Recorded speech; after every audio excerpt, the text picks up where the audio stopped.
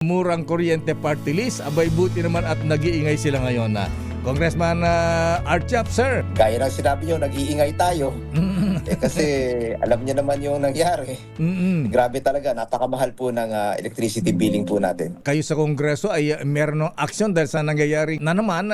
Maghihiring tayo, yung taong bayan, galit yan. Kita ko yung mga tao, hindi sila masaya, parang galit. Tinanong ko kung kayo po ay naniniwala na napakamahal po ng electric billing ninyo, pumalakpak po kayo. Grabe, nagtayuan, nagsigawan yung mga tao. Punto doon, yung taong bayan hindi makakapaghintay. Hinihingi ko po, yung mga pass-through charges, isuspend muna natin lahat yun. Yung systems losses, sabi natin, ipa-hold yun. Kung hindi nyo muna kayang ipasuspend yun, yung buwis sa systems losses, ipat muna doon. Isuspend muna yung buwis na sa systems loss. Ay, totoo yan. Pagkatapos, marami pa pong dumadaan na cost sa atin.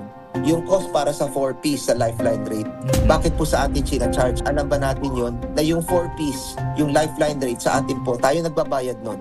Pagkatapos po yung sa senior citizen, kung importante yan, bakit wala sa GAA? Bakit tayo nagbabayad niyan? Yung feed-in tariff allowance at saka yung green energy auction. Importante to. Ito po yung pang-attract ng mga investors for green power investments. We believe in that. We like that. Pero ang problema, Apo Lakay, bakit ikaw ang nagbabayad? Bakit ako ang nagbabayad? Bakit parang pinasok na lang sa electric billing na hindi natin alam?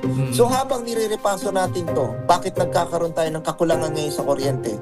Dapat yung pass-through rate, dapat muna isuspend yun para sa ating lahat. Dapat matignan mabuti ang mga at dapat ipatawag lahat ang mga involved dito sa supply ng kuryente.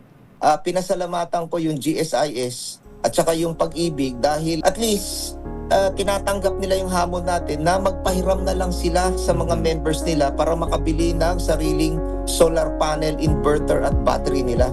Kung hindi mo lang kayang tulungan yung taong bayan, tulungan mo na lang siya na makabili siya, ipinance mo na siya. So sa GSIS, meron silang 500,000 peso program.